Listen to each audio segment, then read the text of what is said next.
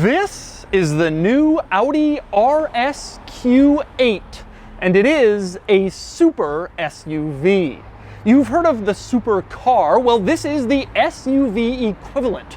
590 horsepower and a sticker price of just under $140,000. And today, I'm going to review it. Before I get started, be sure to check out Cars and Bids, which is my new online car enthusiast auction website. Right now on Cars and Bids, we have this excellent BMW M5 with a 6-speed manual, this Suzuki Cappuccino, which has been imported to the United States, and this 6-wheeler Land Rover Defender adventure vehicle, and many more cool vehicles. Check them out at carsandbids.com. I've borrowed this RSQ8 from Audi Beverly Hills here in the Los Angeles area, one of the Fletcher Jones family of dealerships. Audi Beverly Hills sells the most Audis of any dealership in the entire country. So it's no surprise that they would have the new RSQ8, which has been insanely hard to find, but here it is at Audi Beverly Hills. So let's talk RSQ8. You probably already know the regular Q8. It's Audi's fun, cool midsize SUV compared to the more family-focused Q7. Now, the regular Q8 is enjoyable enough. It has a 335 horsepower turbo V6 and bold, exciting styling. But this takes things to an entirely new level. Specifically, it does 0 to 60 in 3.8 seconds, thanks to a twin-turbo V8 that makes 590 horsepower. That's the same engine in the Lamborghini Urus, although the Urus has 50 more horsepower. But otherwise, these two vehicles are pretty similar since they both come from the Volkswagen family and they both share the same platform. But there's one big difference, and that's price. This RSQ8 has a sticker price of just under $140,000. That makes it the ultimate Audi SUV and one of the most expensive Audi models, but it's about $100,000 cheaper than the Urus. So, is this just a bargain Urus? Today, I'm going to review the RSQ8 and we're going to find out. First, I'm going to take you on a tour of it and show you all of its interesting quirks and features. Then, I'm going to get it out on the road and drive it, and then I'll give it a Doug score.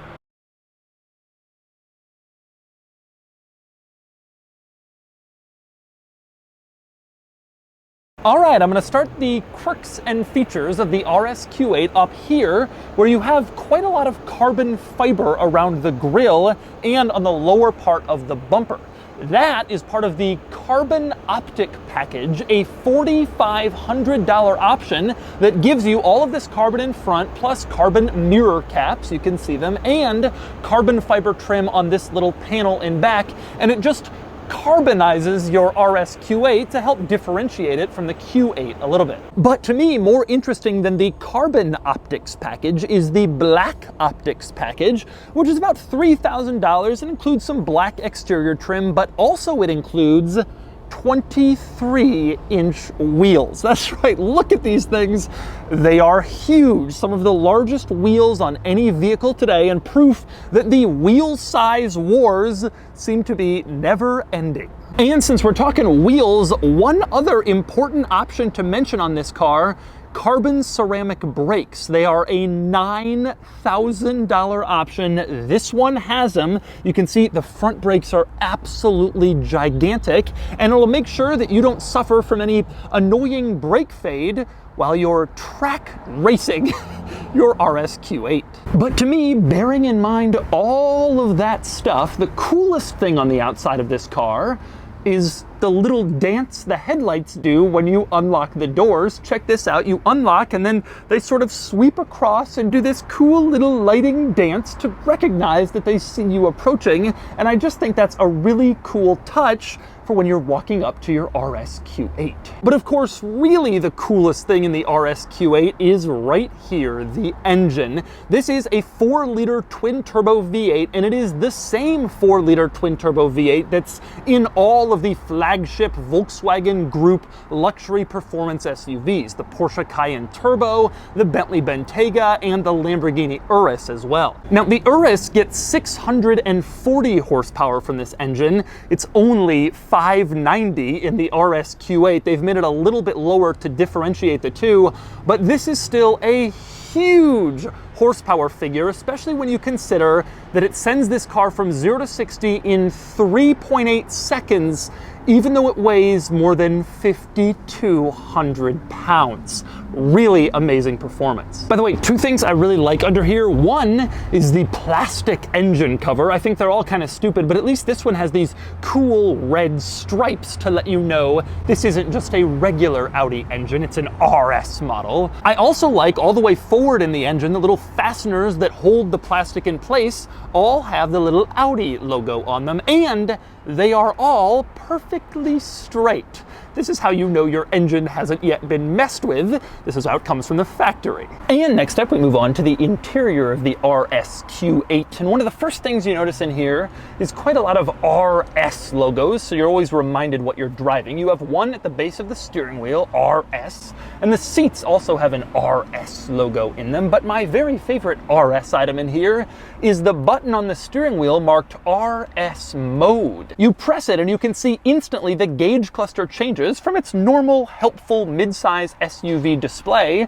to a more aggressive display with your tachometer, your G-forces, and how much power and torque you're using, all right at your eye level in front. Of course, it doesn't just do that. Pressing RS mode also puts the car in a sportier driving mode with better throttle response and steering response, and if you press it a second time, you go into RS2 mode, and that turns off your traction control. So you can do some nice drifts and some nice track driving in your $140,000 luxury midsize SUV if you want to. Also, one other item you notice when you first climb in this car, and something I like, is the fact that there are some real sports car-like touches everywhere. For instance, you have carbon fiber trim on the center console all throughout and at the base of the dashboard, which looks good. And you also have contrasting red stitching basically everywhere. The seats have it, the door panels have more red stitching, and on the steering wheel you have it too. It does give this a very sporty interior feel. But next up, I want to go back to the screens for a second. Now, I have covered the screens and the technology in the RSQ8 in other Audi models I've reviewed, primarily the E-TRON and the regular Q8, and I will link those reviews in the description below for a more in-depth look at this car's technology. But I do want to hit some of the high points, including the gauge cluster screen. I already showed you a little bit of this, but I love how configurable it is. You can show various different displays, including a 3D Google map that shows you precisely where you are, oriented in the direction that you're traveling, so you won't get lost, and so you don't have to take your eyes very far off the road as you're driving along to look at the map. That is a really cool touch, and I love seeing it in there. But to me, the bigger screen news in the RSQ8 is the middle screens, and I say screens because there's two of them. You have your typical upper screen on the dashboard, and then you have a second lower screen mounted near the gear shift in the center console. Now, this may be screen overload for some people, but it functions reasonably intuitively. The lower screen is primarily for the climate controls, and it works pretty well. You can see adjusting the temperature is fairly easy. Just tap the screen to increase, or you can slide the display over and then increase in larger amounts, and the rest of it all works like a traditional climate control system in most vehicles. And by the way, speaking of the climate controls, one climate control option you have in this car is adjusting your footwell temperature. It truly amazes me that you can have a completely different climate zone just for your feet if they happen to be cold or wet, but I guess that's the kind of thing you get when you spend 140 grand on a luxury SUV. Now, next up, moving up to the upper screen, this has far more functionality than the lower screen. This is your basic infotainment system, and it operates similar to ones in other vehicles, and it's quite easy to use. No huge surprises here. Again, I've reviewed this system in other Audi models. I was always left feeling it's intuitive, simple, and relatively responsive. But there are a couple of interesting items worth noting in this particular car. One is that you can go into the RS monitor and get all sorts of real-time performance data. This screen shows like your pitch and roll your angle of operation. You can also see your tire pressures. You can go further and see temperature of various different components in the car, not just the engine. And finally, you can see your maximum attained G-forces, various different high-performance monitors that you can check out in this RS monitor. And next up, one interesting upper and lower screen item is navigation system destination entry. If you want to enter a destination, the lower screen morphs into a writing pad, and then you can write out where you want to go. And unlike a lot of these systems, it doesn't just go letter by letter. You can write out full words, and then the navigation system understands them, and theoretically, it begins directing you there. But to me, the best part of the upper screen is the eco section, because you have some rather unusual options. One is the fuel economy tip, which will actually provide you fuel economy tips as you're driving along. You turn this on and it'll tell you how you can maximize your gas mileage in your 600 horsepower super SUV. Another hilarious item in this eco section, you can actually turn on accelerator pedal feedback, meaning that I guess if you have this on you're flooring the accelerator, it will push back to let you know you're not driving as economically as possible. It's a ridiculous feature to have in this car, but they have it. And finally, one other cool infotainment system quirk. When you go into the vehicle section of the system, you tap the vehicle icon, and not only does it light up, but the headlights light up on the car displayed on the screen. Take a look at that again. You can see the icon lights up and the headlights light up when you tap it, and I just love how that looks. It may be a small thing. 99% of people will never give it a second glance, but I think it's kind of a cool little piece of attention to detail. And next up, another interesting item in here on the dashboard, you have a giant vent that goes the entire way across. Now, this isn't actually one large vent. Instead, you have your two standard center climate control vents and one over on the right, but they've extended the look of the climate control vent all the way across for continuity so that the climate control vents don't interrupt the look of the interior. The entire middle section on the dashboard is just fake. It doesn't actually give you any climate control air. I'm seeing this more and more in cars. Designers apparently think this makes their interior look nicer, not having different individual climate vents on the dashboard. And one other interesting item in the center, you of course have your cup holders, no surprise there, but in between them, you have a little hole, and that's where you put your key. If you're being proper about it anyway, you place your key in that little perfectly sized cubby as you enjoy your RSQ8 driving experience. And next up, we move on to the back seat of the RSQ8. Now, this is only a 2-row vehicle, so there's no 3rd row seat. And one of the results of that is that there's a lot of rear seat room back here. It's really impressive. You have a lot of leg room, really can kind of stretch out, and you have decent headroom, which is a benefit. Headroom is often a problem in these sporty mid-size luxury SUVs like the BMW X6, the Mercedes GLE Coupe, but Audi has found a way to create a nice-looking sporty mid-size SUV and preserve your headroom, which tall people sitting in back will appreciate.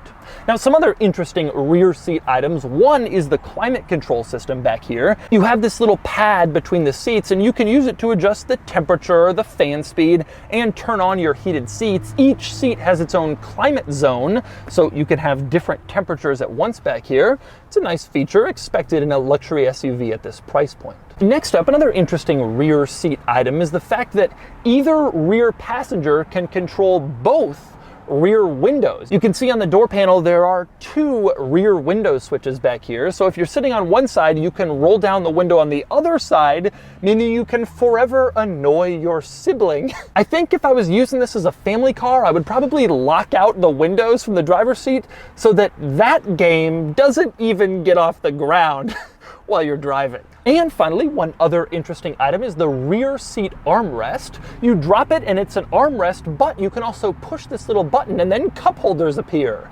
They're very small cup holders, and if they didn't hide them inside a little housing, they could be larger.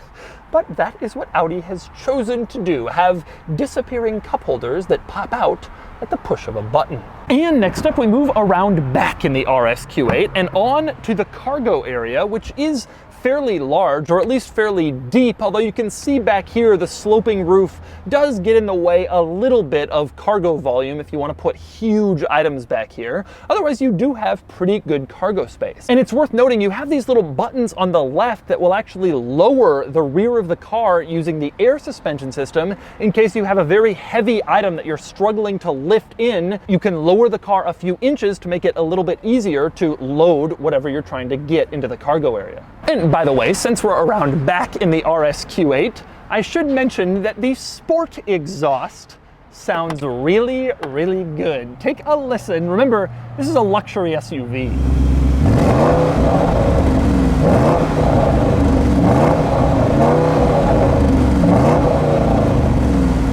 And two other items worth noting on the outside of the RSQ8. One is the turn signal in back. It has this cool kind of 3D look combined with this sweeping line across the top, and I think it gives this a very distinctive look. But I actually prefer the turn signal design in front, which has even more of a sweeping orange look, like one of those construction signs. Again, very distinctive, a very cool look. Modern Audis really going all out trying to make themselves look cool with their lighting features. And so those are the quirks and features of the new Audi RSQ8. Now it's time to get it out on the road and see how it drives. All right, time to drive the RSQ8. And I gotta tell you, this thing is pretty quick. You can tell right away. And it also doesn't feel as large and as heavy as you would think it would given the absolutely massive curb weight at play here. It feels reasonably spry. This also isn't a small vehicle, even apart from the weight, just looking at the dimensions. And yet, this isn't really all that bad. And of course, it's really quick. The acceleration is just fantastic, and you have good power at pretty much every portion of the power band. It doesn't really matter where you are. If you're going 40 or going 50 and you press the throttle, it's instantaneous. There's no turbo lag. This is a great engine. We already knew that from the Urus, from the Cayenne Turbo, all those vehicles, and it's great in this one too. All right, giving it a little gas here. Wow, that was fast.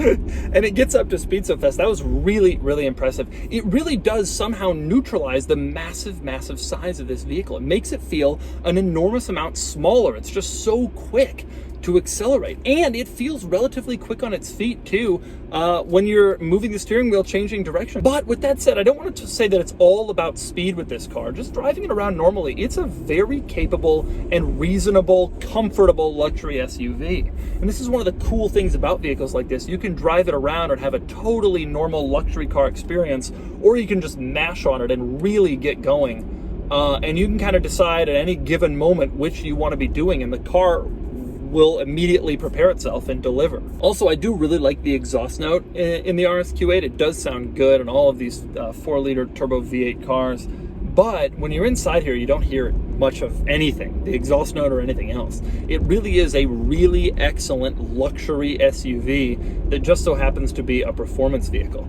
Now, I've driven the Urus, and I will say acceleration seems relatively similar. Both are just instantaneous and crazy, but the Urus does seem like it handles sportier. Not a lot sportier, but certainly a noticeable amount. The Urus feels lighter on its feet and more capable of changing directions more quickly. It definitely feels like it has a little bit more instantaneousness to it. But this is not that different from the Urus. And I wonder if they're making a mistake by putting the exact same engine in them. Audi has done this before, of course, with the R8 and the Huracan, but this time it just doesn't quite feel as distinctive. And I kind of wonder if some people will have some pause about getting the Urus given how much more money it is for what is ultimately largely the same vehicle. Admittedly, the Lambo badge and the styling of that, they're very different, but nonetheless, it's going to be a hard sell for some people, even if they have the money. Overall, I'm really impressed with the RSQ8. It's fast, it's fun, it's exciting, it's quick handling, it's luxurious. There's nothing not to like about this vehicle if you're in the market for one of these. And the Urus, as appealing as it is, I know having a Lamborghini badge is nice, but this gives you 97% of the car for like 65% of the money. Also, it's worth noting that I really did like the Q8 that I drove and reviewed like a year ago. It was a great vehicle. The only downside of the Q8 I felt at the time was it just didn't quite have enough power. 335 horsepower turbo V6 just wasn't quite there. This obviously addresses that complaint, although I do think that there's room in between this and the regular Q8 for maybe something that isn't quite this powerful or expensive, but still kind of makes the Q8 seem a little bit more fun and engaging than the standard model. And so that's the Audi RSQ8. This is a great vehicle if you're into ultra-fast, ultra-expensive, ultra-high-tech luxury SUVs. I truly don't understand how it isn't a bargain Urus. They have a similar look, the same platform, the same engine, similar driving dynamics, except this one has a different badge and it's $100,000 cheaper. Anyway, now it's time to give the RSQ8 a Doug score. Starting with the weekend categories and styling, the RSQ8 is gorgeous, not ultra beautiful, but nice enough, and it gets a 7 out of 10. Acceleration does 0 to 60 in 3.8 seconds, and it gets an 8 out of 10. Handling is great for an SUV, but only just pretty good overall. It gets a 5 out of 10. Fun factor is good, given the size and heft of this vehicle to be able to enjoy it this much. It gets a 6 out of 10. Cool factor is good. This is an RS vehicle, and the latest and greatest one right now. It gets a 6 out of 10 for a total weekend score of 32 out of 50. Next up are the daily categories and features. The RSQ8 is highly well equipped and it gets an 8 out of 10. Comfort is normal for a vehicle like this and it gets a 7 out of 10. Quality is high, again fairly normal for a vehicle like this, and it gets an 8 out of 10. Practicality is good and it gets an 8 out of 10. Finally, value, and this is a good value compared to the Urus. It's fast and it's fun and it's high-tech and it's luxurious, but it's still a $140,000 SUV that's going to drop in value quickly. It gets a 6 out of 10 for a total daily score of 37 out of 50. Added up, and the Doug score is 69 out of 100, which places the RSQ8 here against other luxury performance SUVs. The RSQ8 ties the Cayenne Turbo, which makes sense as they're very similar vehicles with similar performance. The RSQ8 finishes just behind the Urus by merely a point. The Urus does better in the weekend categories with a higher cool factor and better handling, while the RSQ8 has a slight edge in the daily scores. Overall, this is a very competent luxury performance SUV in an ever-increasing world of luxury performance SUVs.